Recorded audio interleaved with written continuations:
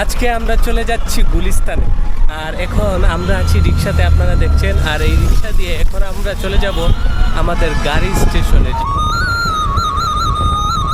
এই খেলা, এই যে হেরে বলে, ওরে বলেন টাকা দেওয়ার জন্য, ওরে বলেন, ওই দেখেন, ওরে বলেন, সুন্দর করে বলেন, হেরে বলেন, ও টাকা দিবে। আমি হ্যাঁ, আমাদের ভিডিও চলতেছে, এটা ব্লগ ভিডিও, সমস্যা নাই। এই যে তাই তুই টাকা দে, এই যে হের কাছ থেকে টাকা নেন। এই খেলা, হের কাছ থেকে টাকা নেন, হের কাছ থেকে। এই দেখেন আমি বলে দিতেছি। না না, সুন্দর করে বলেন, সুন্দর করে বলেন। না না না, আপনি সুন্দর করে বলেন। দর্শক, আমি আপনাদেরকে এখন যে দৃশ্যগুলো দেখাচ্ছি, সম্পূর্ণ দৃশ্যগুলো হচ্ছে আমাদের বাংলাদেশের রাজধানী ঢাকার এই বিউটিফুল দৃশ্যগুলো। হয়তোবা আমার মতো আর কেউ আপনাদেরকে এই দৃশ্যগুলো তুলে ধরেনি ভিডিওর মাধ্যমে, আর আপনাদেরও দেখা হয়নি। তাই আমি ভাবলাম যে আজকের এই ভিডিওতে আমি ঢাকার কিছু কিছু বিউটিফুল দৃশ্য তুলে ধরবো আর আপনাদেরকে দেখিয়ে দেব আমাদের রাজধানী ঢাকার দৃশ্য।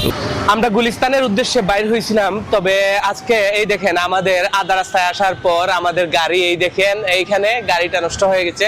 এখন আমরা আরেকটা গাড়ি খুঁজবো আর এই গাড়ি দিয়ে চলে যাব গুলিস্তানে। এখন আমরা আছি, এটা হচ্ছে তেজগাঁও। এই দেখেন আপনারা, এদিকে আপনারা যদি তাকান তাহলে দেখতে পারবেন সম্পূর্ণটা হচ্ছে তেজগাঁওয়ের ভিউ আপনারা দেখছেন।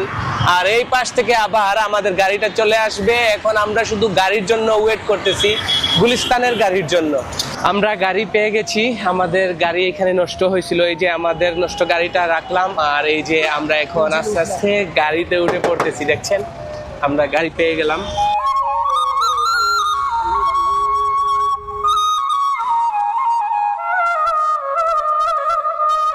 প্রথম গাড়িতে আমরা 60 টাকা করে দুইজনের 120 টাকা দিয়েছিলাম গাড়ি ভাড়া গুলিস্তানে যাওয়ার জন্য। তবে আধা রাস্তায় গাড়িটা নষ্ট হওয়ার কারণে ওই নষ্ট গাড়িটা আমাদেরকে ব্যাক করেছিল একজনের 20 টাকা করে, দুইজনের 40 টাকা।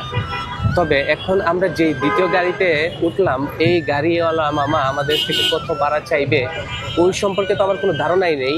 তবে ওই ধারণাটা নিয়ে নেব এক্ষুনি, ওই মামাকে জিজ্ঞেস করব, বা মামা আমার কাছে যখন ভাড়া চাইবে তখনই আমি বুঝতে পারবো যে ওই লোকটা আমার কাছ থেকে ভাড়াটা বেশি রাখছে নাকি একদম সঠিক ভাড়াটা আমার কাছ থেকে নিয়ে নিয়েছে। ভাড়া কত গুলিস্তান? হ্যাঁ, এই যে দুইজন 40 টাকা। তাহলে আমাদেরকে ওনারা 40 টাকা দিছে, এটাই পারফেক্ট ছিল। আমি আছি এখন গুলিস্তান, আর আপনারা দেখছেন এই যে সম্পূর্ণ এটা হচ্ছে গুলিস্তানের চিত্র। আর আজকে আপনাদেরকে আমি এই ভিডিওর মাধ্যমে তুলে ধরবো গুলিস্তান সম্পর্কে। আপনারা গুলিস্তানের যতটুকু আইডিয়া, যেগুলো আপনারা আগে দেখেন নাই, সবগুলো দেখাবো আজকের এই গুলিস্তানের ভিডিওতে, যেটা আপনাদের জন্য একদম আনসিন একটা ভিডিও হতে যাচ্ছে গুলিস্তানের। আর এখন রমজান মাস, আর এই রমজান মাসে গুলিস্তানে বর্তমান পরিস্থিতি আপনাদেরকে দেখাবো। এই দেখেন আপনারা এখন দেখছেন গুলিস্তানে কিন্তু হাজার হাজার ক্রেতারা এখানে ভিড় করছেন, কারণ এটা হচ্ছে গুলিস্তানের একটা লোকাল মার্কেট। আর এই লোকাল মার্কেটে আপনাদেরকে সরাসরি নিয়ে আসছে। এখানে এমন কোনো জিনিস যেটা আপনার প্রয়োজন আর আপনি এখানে পাবেন না এমন কিচ্ছু নেই। তবে এই গুলিস্তানে কিন্তু আমরাও আসছি, দেখি আজকে আমরা এখান থেকে কি নিতে পারি।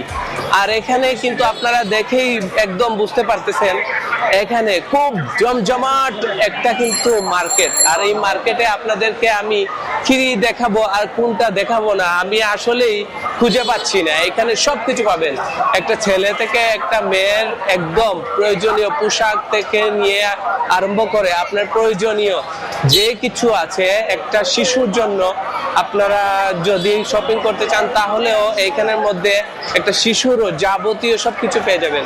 আর এই দেখেন, এইটা হচ্ছে আমাদের বাংলাদেশের ঢাকার ঐতিহ্যবাহী গুলিস্তান লোকাল মার্কেট।